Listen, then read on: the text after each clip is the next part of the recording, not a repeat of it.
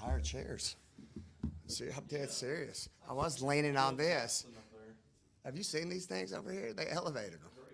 All right, afterwards, make sure you sit in this. This is next level. Is that what Phil had? Elevated chairs? Yeah, Phil Jackson has a bigger chair on the sideline. All right, we'll go straight into questions. Well, Coach, just a tough start. I mean, Kentucky just went bonkers from 3 last night. What was kind of your takeaway, just kind of looking back at last night? I don't know if you had a chance to watch the film or anything, but just your thoughts on how that one transpired. Yeah, obviously disappointed. We'll have practice here at 3 o'clock today. I thought our preparation coming out of Christmas break was great. I thought we had a great shoot-around, but I also think Georgia Amore, who's an All-American, played like an All-American. The film's going to be really good for us because there's a phase for our offense. I thought we had a great play design starting that first 3 minutes of trying to how to attack. They have great length, which they lead the SEC in block shots, and I think they had 10 blocks last night. But the problem was with those threes is we were wanting it so bad that we lost some defensive coverages. All right, which allowed them to get open. And then I thought, which we're going to show our team, we start making a run back, and we wanted it too bad. Jerkin and Naya, all right, I thought took some forced shots, especially when you got a game that Debrisha Poe comes back, all right, in limited minutes, that we could have got easier shots to kind of chip away that lead. And then, obviously, the whistle didn't go our way. I mean, they shot 25 free throws that game. So it was just a perfect storm between them making a bunch of shots, slowing down because there was a ton of free throws. But I'm proud of the way the kids fought, and we're going to have to learn from this. Certainly a tough matchup to start conference play for Medina against those two post players for Kentucky. She struggled at times, obviously, but what do you feel like she can learn and take away from playing against a team like that? I just think we got to do a better job of making sure we get her touches. We got to play off of her. Again, I think it was a game where I thought Jerkin and Naya really tried to put us on our back there. They could feel kind of that first energy because Amore was hitting. It was getting up to 10, getting up to 12, so they were trying to get big baskets. That we've got to learn from that. This game was probably the first time that's happened this year, that there is no 10-point shot. Stay within the sets, let her roll hard, give her the ball. She's as good as anybody to require a double team, free up the offense.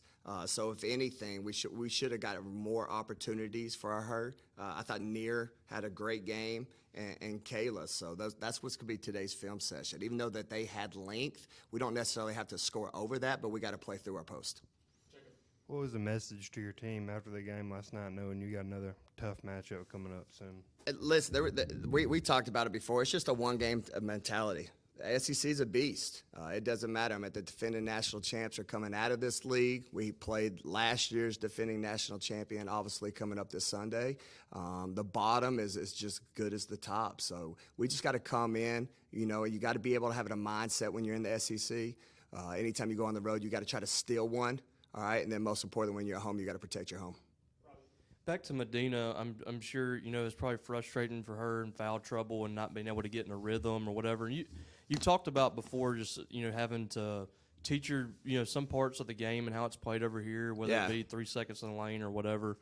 How has it been kind of teaching her in those moments, and how has she taken the coaching whenever you've had to kind of walk her through some of these situations a little bit different than what she's used to? Yeah, it's been an absolute joy. First of all, think that she leads the nation in field goal percentage. All right, think about that. That's crazy, right? So what a joy to coach a kid that, when she does shoot the ball, it's pretty much going in, right? And then to your next point of the question, sometimes the best experience is learned. Right, we can watch it on film. We can go through. This is her first true, I think, road test. No offense to Georgia Tech, but the fan base. It was an awesome atmosphere. It was a different level. There was multiple bigs, so there's no doubt that she's going to be like, okay, I felt that now, and she's only going to grow. All right, so I'm excited for what's going to come here, and obviously we're going to need a big here Sunday. The bright spot for you guys was, the turnovers were a season low. Amen. You've talked about that, ad nauseum.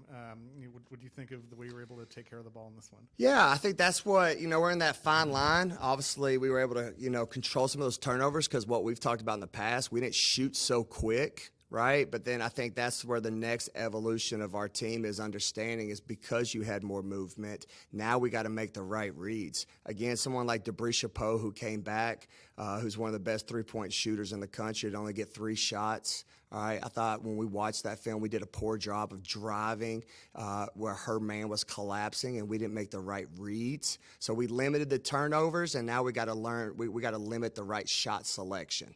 All right, too many forced shots, which allowed them either 1 to block shots or then 2 to get out and transition. To your question, Robbie, earlier, that led into some dagger transition threes. So that's what's going to be in film today.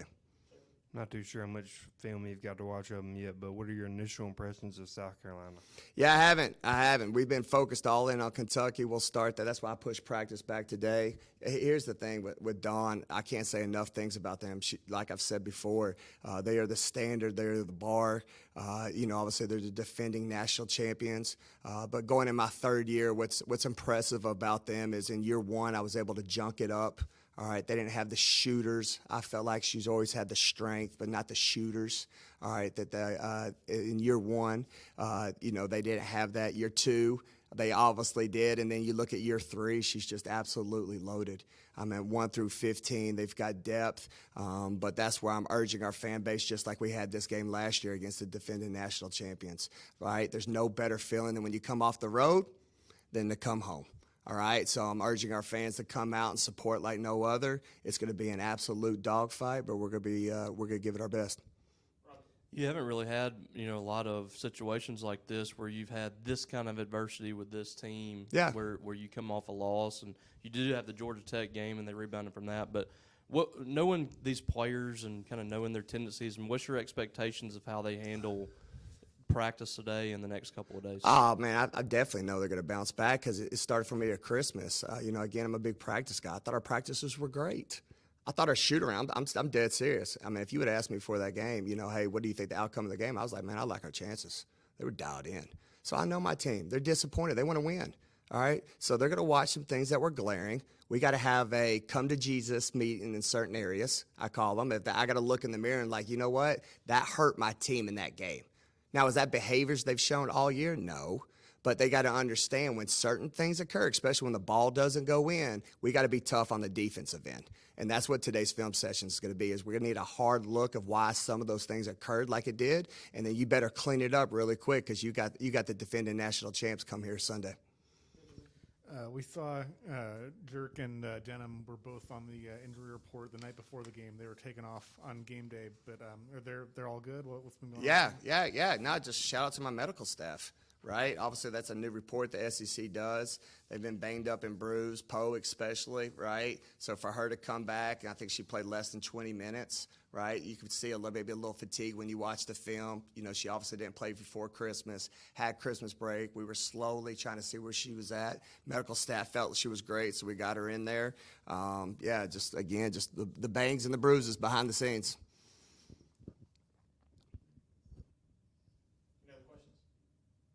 Everybody good?